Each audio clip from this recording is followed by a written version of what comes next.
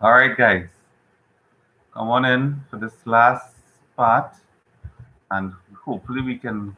Yeah, we should definitely get finish first lecture today. I was hoping I could have finished the first lecture and started off with HRM, but maybe this is a good idea, so that you won't have too much of information to look at and study for your first in course assignment.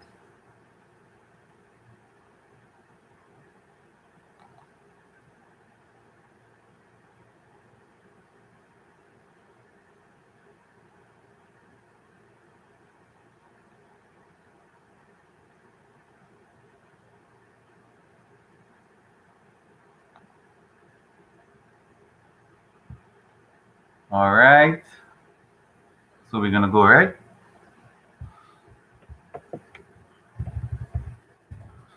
We on to Chester Barnard, and he started to look at in the informal organization, cliques and social groups, and how these these these cliques and these social groups impact in an organization, and when harnessed properly, can help to achieve goals. Now, I am on this. There are certain persons who are on the side that say no cliques, no social groups. And then there's another part, another group that says yes to social groups and cliques. And I'm one of those that say yes to social groups and cliques, because the reality is that social groups and cliques are natural. You would always have persons who are naturally have an affinity for another person or another group. And these things, yes, you want integration. Yes, you want persons to fight confirmation bias, and yes, you want to fight herd mentality. But the reality is that you'll always find a group of like-minded persons. So you might look at um, um, persons who have a certain interest in, as Jahil clearly like he likes cars.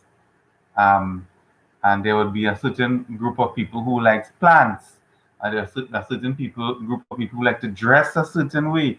All of these things make up a social group or a clique, and it's a reality. And but the whole purpose of not purpose, the objective as a manager is to now use the strengths of these social groups and these cliques to now improve your organization, to get productivity out of them, because you can actually convert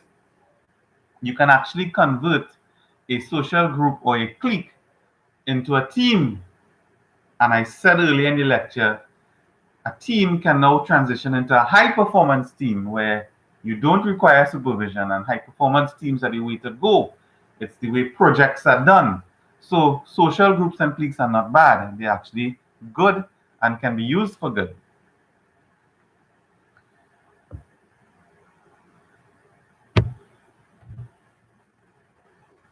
Right? So there's also he also spoke about the acceptance theory of authority, and there are persons, there are individuals who choose or not to choose to follow management assignments. Now, this can be a real problem for your organization.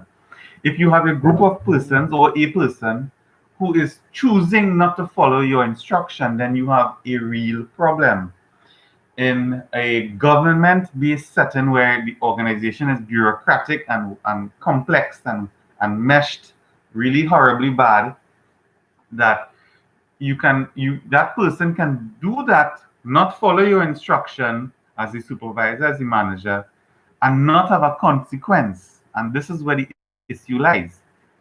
In private organizations, it's a little different and a little better, where if someone is not following your instruction, then you are supposed to take certain steps, and they're actual clear steps. And you would see in our next lecture, which is human resource, we have an Equal Opportunities Commission that can give guidance on how to properly go about. We have a Ministry of Labor as well. How to properly go about getting your employee to follow your instruction, or getting your employee who is not following your instruction, no matter how much attempts, out of your organization and out of your department. All right. So that's a real problem that there are persons who choose to accept or not to accept your assignments as a manager. And then we have the humanistic approach, the human relations development. And the guy who did this was Elton Mayo. He clashed directly with Taylor's theories. Um, he said we need to look at methods to improve output, but also look at human affairs. And it follows from Mary Parker who Follett, who looked at the conversation now being two-way, the conversation being two-way. Um, Elton Mayo talk about human affairs, and then we had the Hawthorne studies that show that although you want to look at your human affairs and you want to have employee contributions, if you become too close to your subjects, because this was an experiment, it can change or influence output. So similarly, it gives evidence to state that the type of influence that you have on your employees and the type of relationship you have with your employees will now influence the amount of productivity that can come from them. And it can influence the way they think and the way they behave and the way they act. So you can look at this from a positive perspective as though it's going to positively impact the worker output. Or if you, as we say, there is a phrase here: familiarity breeds. Tell me, finish that statement for me. Some of you guys finish that statement for me. I see I've lost some of my students from the last break. We are now at 19 viewing, and we had 24 fluctuating, 24, 25 just now. So let me see. Familiarity breeds something. What's the other word? And this ties into what Hawthorne is saying and Hawthorne experiments. I lost another student. That's right, Faria. Over Faria, that's right. Familiarity breeds contempt. Is it that Faria stopped YouTube to go on Google and check out that and then come back on YouTube because it went from 19 to 18 and back to 19? Just aside. Yes, Shakila. Yes, Shakila. Familiarity breeds contempt. And what is contempt? Can you all tell the class what is contempt? Tell the class what is contempt, Faria and Shakila. Go ahead, tell them what contempt is, what being contemptuous is.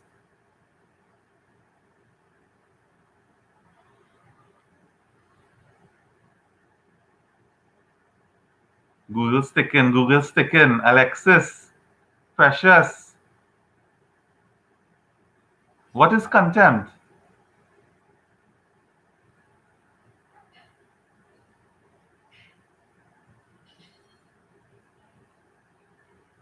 Disrespect, that's right.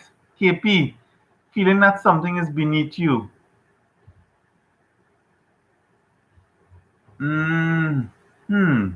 I want to accept that or worthiness.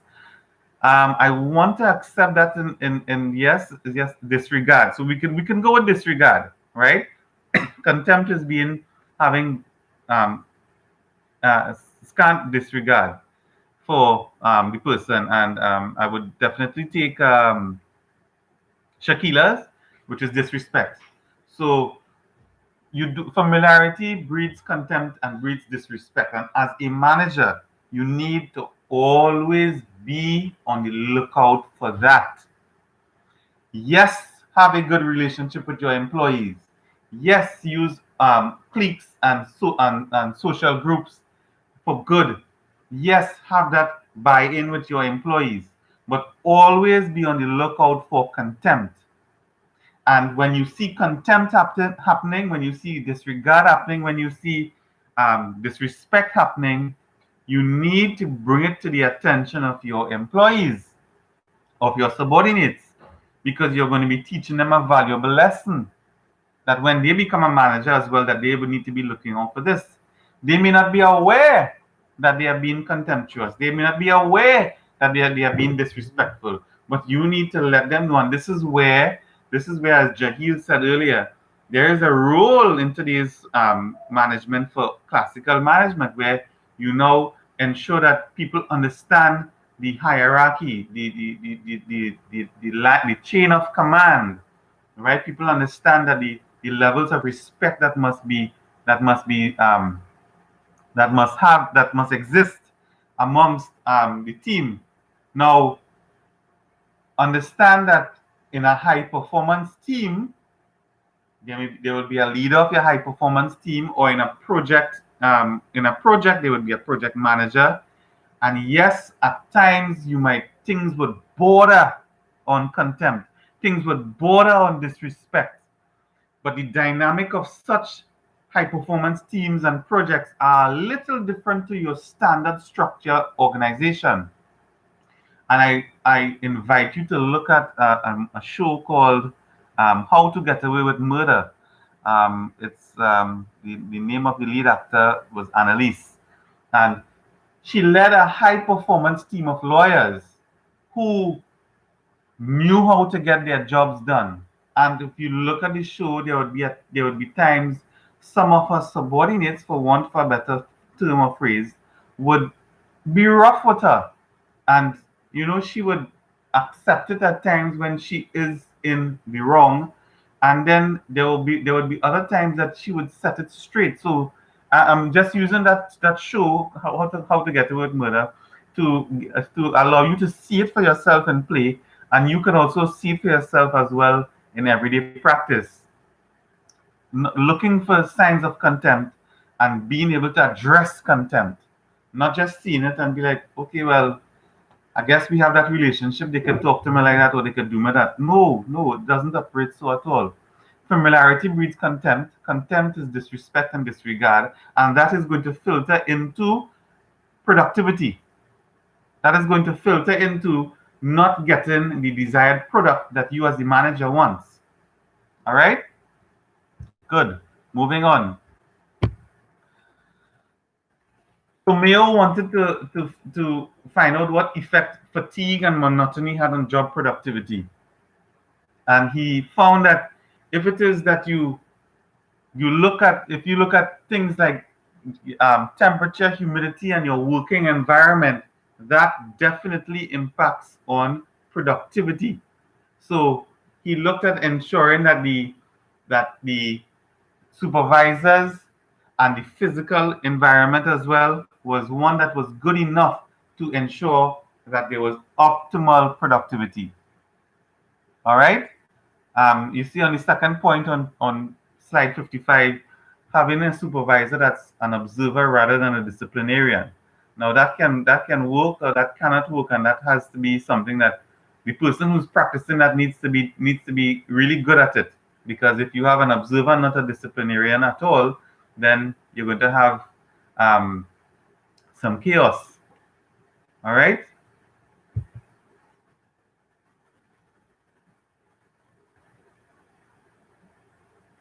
So let your employees know that management actually care about them. Create bonds, and you would see that when you do these things, you get far greater productivity. The Hawthorne effect on slide number 57 is where subjects behave differently when the researcher takes too much of an active role in them in the experiment. And I am re-emphasize my point earlier. If you have a relationship with your employees, it's going to impact on their output. That can be good or bad. We want it to be good. All right. We don't want familiarity to breed contempt.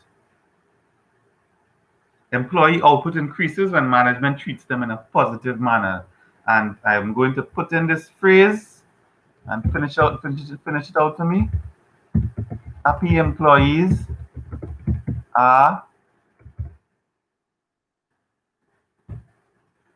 happy employees are finish it out for me, guys.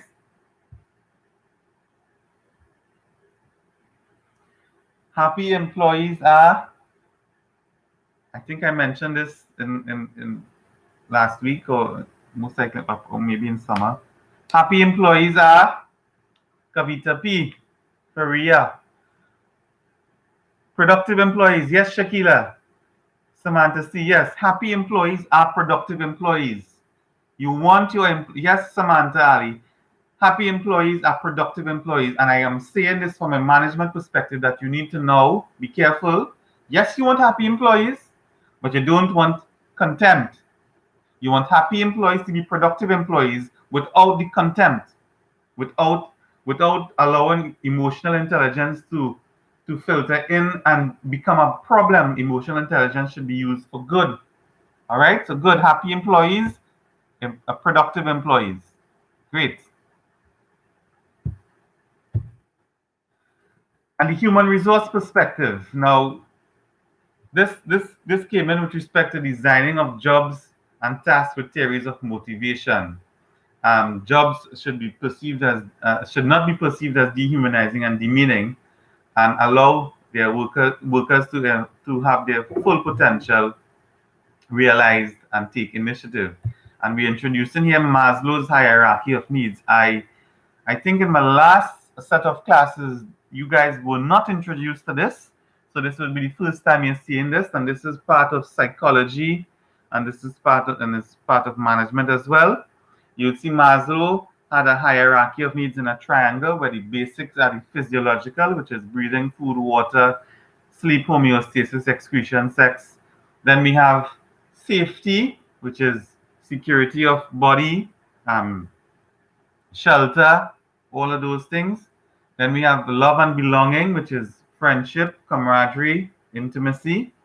Then we have esteem, being confident about yourself, being getting respect by others, and self-actualization, being able to be unconsciously competent, as we would say, having more good morals, being able to problem solve, not having bias.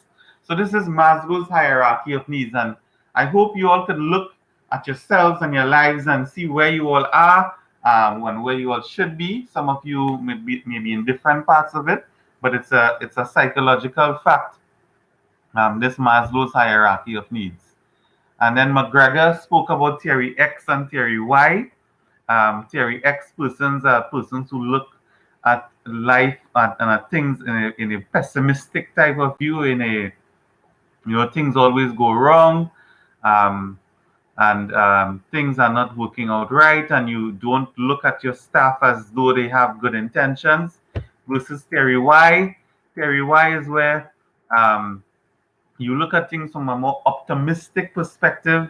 You see a job as satisfying. You see your staff as having the knowledge and the skills and the will to to get their job done. Theory Y allows for imagination and creativity. And on to slide 63, we look at the behavioral sciences approach to classical management. And it looked at things like psychology, sociology, anthropology, and economics. Organizational development is a management technique that comes out of behavioral sciences. It focuses on organizations that are effective, that involved with a lot of change, coping with change. Change management is a specific subspecialty of management. I have had some experience with change management, and one of my first management jobs where I was brought in to transform the department from having a poor poor employee work ethic and decreasing sales. And you have to make certain changes to get your department back up and running.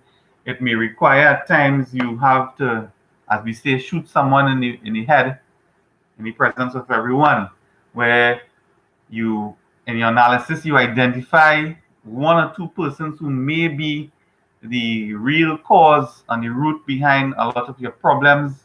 The person who is not a manager but maybe a leader or maybe part of a clique or social group that is causing the problem. And we use the term shot in the head in public. And that simply means you are directly addressing the problem in full view of your other subordinates, so they are aware of the the type of position you are taking and the approach you are using. And um, so change management, as I said, is a separate subspecialty. And change management occurs where you have to come in, you have to analyze. Sometimes you may have to re-engineer, and re-engineer means wiping the slate clean and starting from foundation building up. So improving internal relationships and problem solving. So organizational development is is a dynamic part of management. Management science perspectives looked at management decision making using statistics, quantitative techniques, logistics management. Again, this is another subspecialty of management. Operations management is another subspecialty. You would see in large organizations and even in small ones, you have your operations manager, or you have your chief operations officer, or you have a general manager of operations. Operations are your day-to-day functions of the organization, deals with physical production of goods and services. Some examples would be like in the food and beverage industry. You would definitely need operations management to ensure that your equipment is working, the persons who are manning the equipment are working properly and are getting it done. Some key terms in operations management would be inventory modeling, linear, nonlinear programming. Now, again, this is a subspecialty of management. Information technology, the use of extranets, intranets, inventory software to help you manage your resources better. Remember, your inventory is a resource, your your employees are a resource, and information technology can be applied to both of those to ensure that they are managed better. And now we're going to talk about systems theory in slide number 68. And a system is based on Leandra. I believe you were in my last class, so you may have been introduced to systems. Tell me, what are the components of a system? Leandra can help. I believe Kai can help as well if Kai is here. Or whoever wants to do a quick Google search. A system is made up of, tell me. A system is made up of what components? I think I mentioned this in the first class as well, so you all should be aware. A system is made up of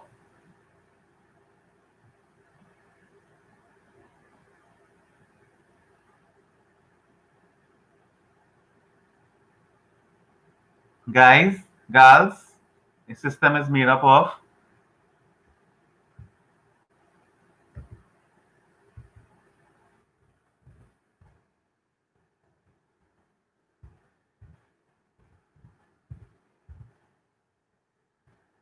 no answers from these 22 students who are tuned in right now. No answers on what a system is, what a system contains.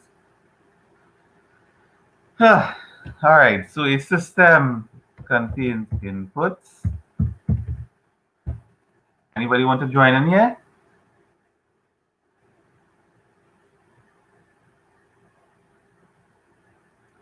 Processes.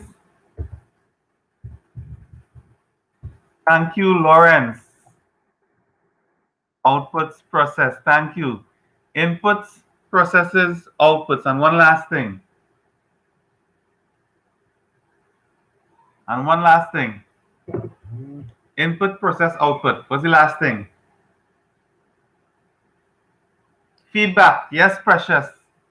Feedback, correct. So systems theory looks at inputs, processes, and outputs. We have open and closed systems. Open system is one that is affected by the environment, and a closed system has no effect from the environment. Basic, simple. An example of a closed system would be a pot on a stove. No matter if that pot on that stove is in Alaska in the snow, or if it's on a beach in the Caribbean, the amount of heat that goes towards that pot and the contents of that pot remains the same, and it's unaffected by the temperature of the outside. An example of an open system are organizations. Organizations are always exposed and affected by the environment.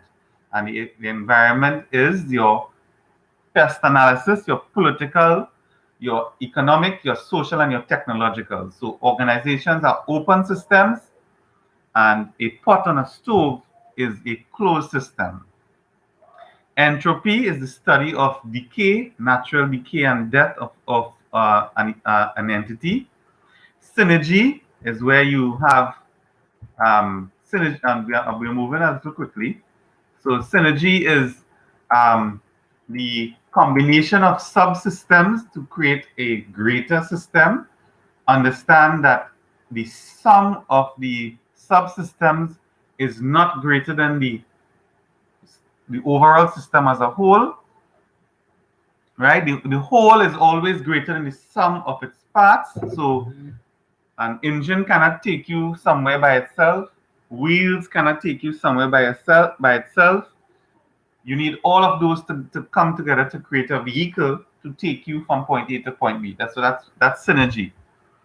Subsystem interdependencies. One system can affect another system. You hear the term all the time. If you sneeze in New York, the Caribbean will catch a cold. If there is a weather system that's in sub-Saharan Africa, it can affect the Caribbean with Saharan dust and with the tropical storms, etc. So subsystem interdependencies. So a change manager must always look at a system's approach to buffer or to prepare an entire system for the change and transformation. This is point number 3 on slide number 74. I know I introduced the term subsystem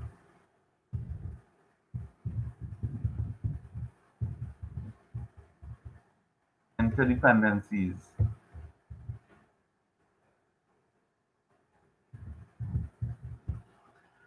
We do not want your organizations to operate in silos.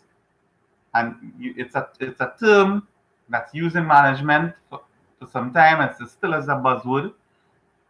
A silo, if you go to NFM on Wrightson Road, or if you go where else have silos, maybe we could use the word tanks. Where there are several in the tank farm in Caroni, there's a tank farm in Pointe-à-Pied, there's a tank farm in Guayaguari. You used to have several tanks next to each other, but they're not they don't interact. You have several silos in NFM on Wrightson Road, but they don't interact. That's what you do not want. You do not want that, because these are all part of one organization, and what happens in HR should not be isolated for what happens in IT and what happens in operations and what happens in finance. All of your departments must interact. All of your departments are subsystems that must be interdependent on each other, that works towards the organization's goals. All right? And again, we could use the government ministries as a really poor example of subsystem interdependency, where it simply don't work. And again, it has to do with the bureaucracy of the organization and not wanting to take responsibility. And then we have finally the contingency view, where it all depends, where some persons take that management approach where it all depends. It's very flexible. It draws on a variety of theories. All of the theories that we looked at evaluate many options and as they solve problems. So contingency is a very key part of management, because contingency will come in place, especially in times like right now, where we live in times of chaos and unpredictability. Contingency management and contingency view is very important. And on slide number 76, we introduce you to TQM, and there's I believe in Steve, we are going to be doing quality in a little more detail. So TQM is total quality management, and you can see that it has originated in the 1950s and has become very popular from the 80s onwards.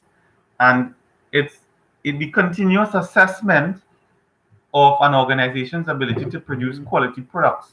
So it's total quality management. It looks at quality in all aspects, operations, processes, and outputs. Um, TQM has employee involvement, making sure that all employees in all departments participate in the attainment of the company's goals and objectives and in their own internal department goals and objectives. Benchmarking, comparing, TQM is about comparing itself to the gold standard in that particular industry. Who is the gold standard for healthcare? Which country is the current gold standard for health?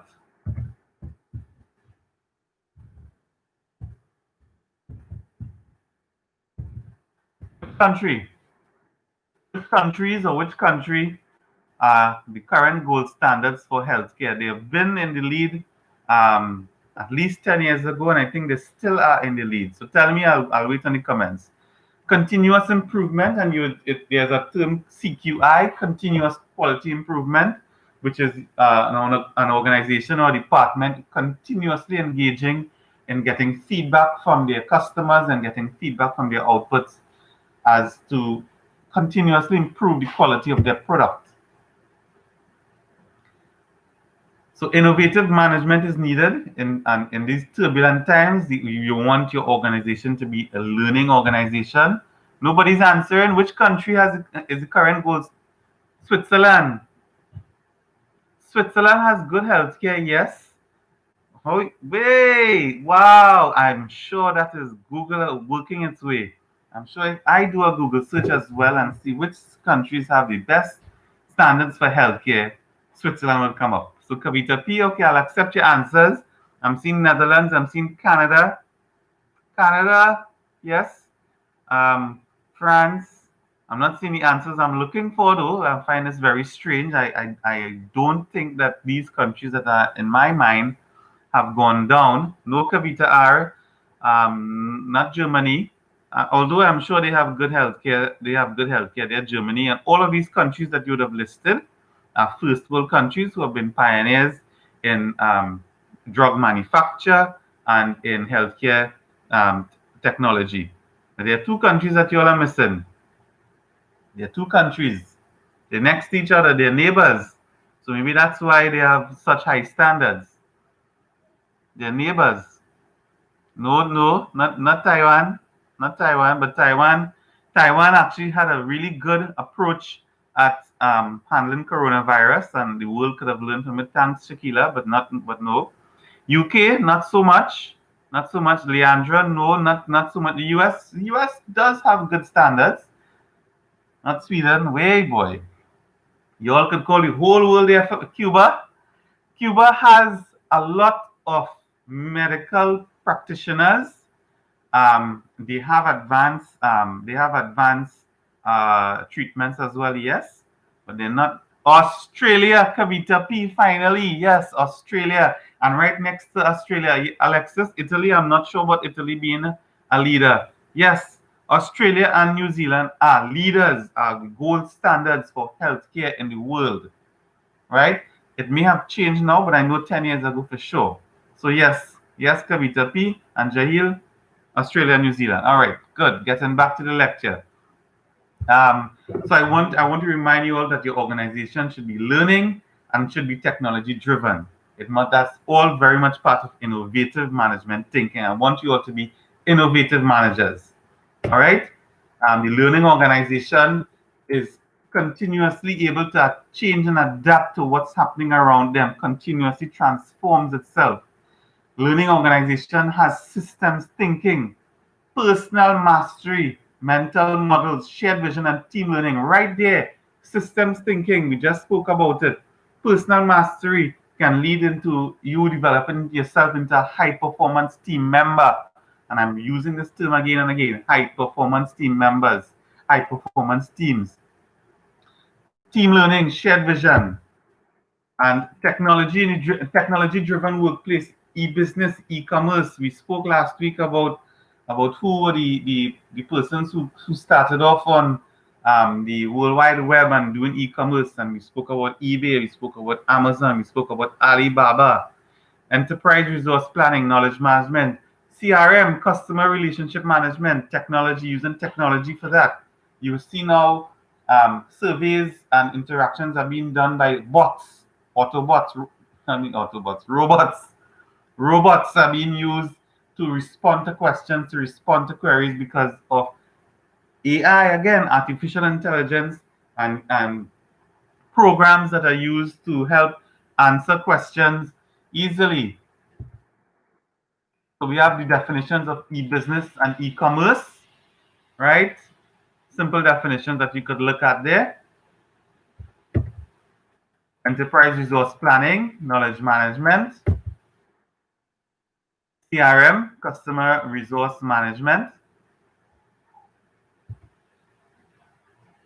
And we all know that IT, information technology, has a huge impact on the way management is done today, and it will continue to have a great impact on the way management is done over the next century.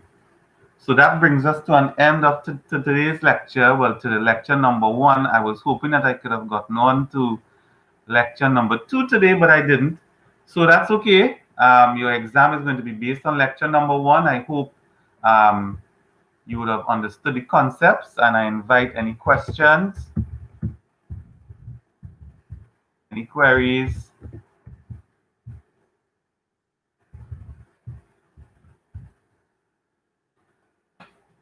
How have you been so far? I know this information. What is students, boy? Kavita P and Teresa. Of course, you all want to know the format. The exam is just, most likely, maybe 2 questions. It's an essay type question, or what we call it. Yes, we'll call it an essay type question. Look how much questions about exams. No questions about the lecture, you know? No question about what we just do in the lecture. Tell me about the exam.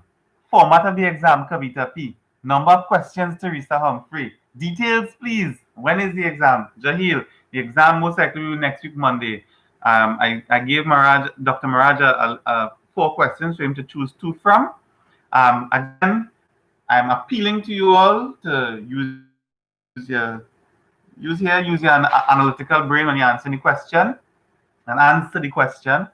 That's the question about the lecture. Yes, sir. Where did you stop on the lectures? We're done. Teresa, that was on slide number 84. That's it. Lecture 1 is 84 slides, and we just did all. Kavita P. The format of the exam is most likely be 2 essay type questions, and I'm reminding everyone again, please do not make your answers long, elaborate, and unnecessary. You have time on your hands to answer the questions, so I expect you to use your analytical mind to answer the question in an intelligent, cogent manner. Quantity does not replace quality, and I hope to see some intelligent answers that are well thought through, that are well written as well. Okay.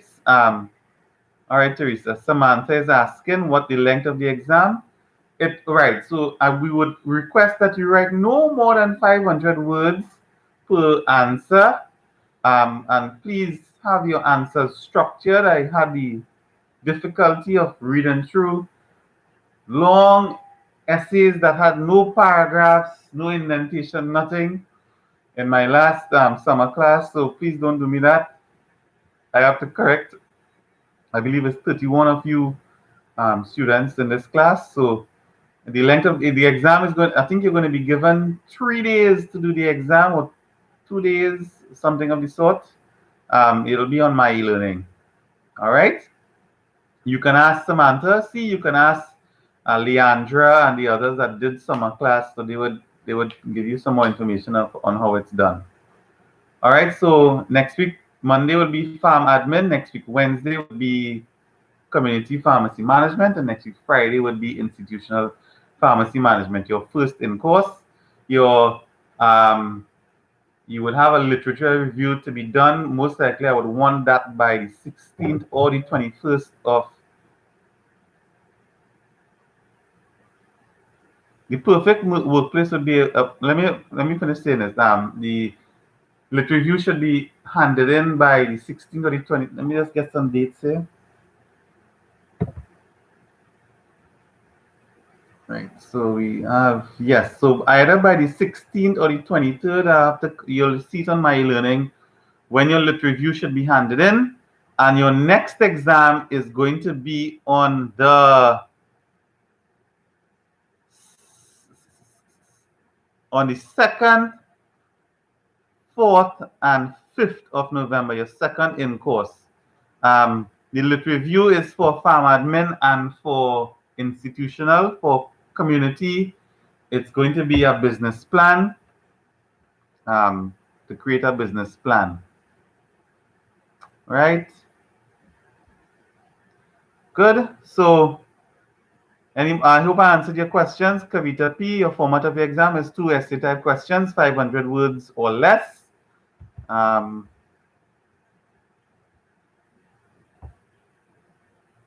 Format, as I answered that. How long the exam? I can't give any more details, Teresa. Just answer the question. If I ask a question on your opinion, you answer the question yes or no, or give an answer and then you elaborate.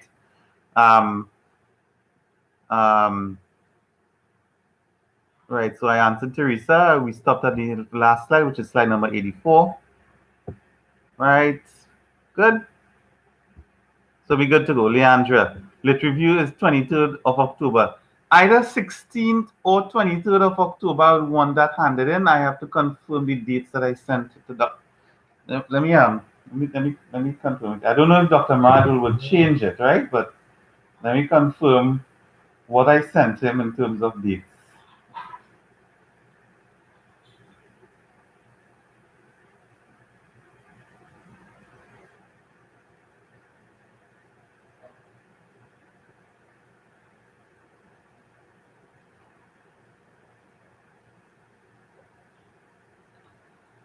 Right, your 21st, the lit review, 21st. So it's actually the Wednesday, 21st of October, the lit review and the business plan, respectively.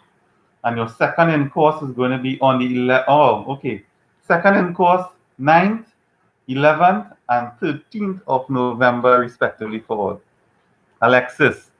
So lit review of what? Not sure if I missed that. Well, it's going to be a question that you're going to have to answer by reviewing the literature that's available on that particular topic. I don't know if Dr. Maraj is going to give you things to read, or he's going to. For some of what we did, you had a question that you had to answer by reviewing literature to answer the question. So you have to be reading material that's relative to the topic at hand. All right. Are we good so far? Any more questions? Any more queries?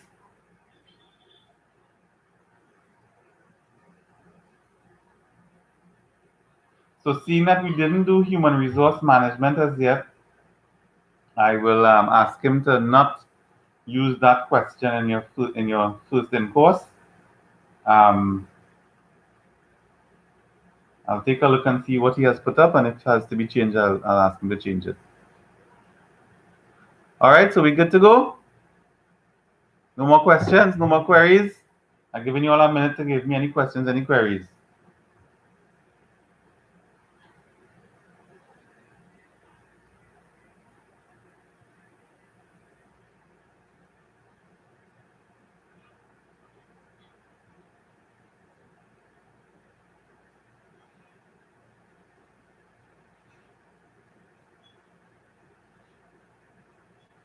Good?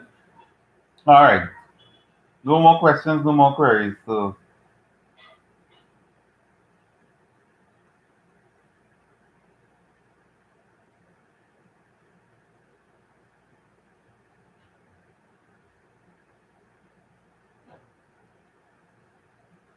All right, guys. So, okay, Kavita P. All good. So, guys, see you all. I'll see some of you tomorrow.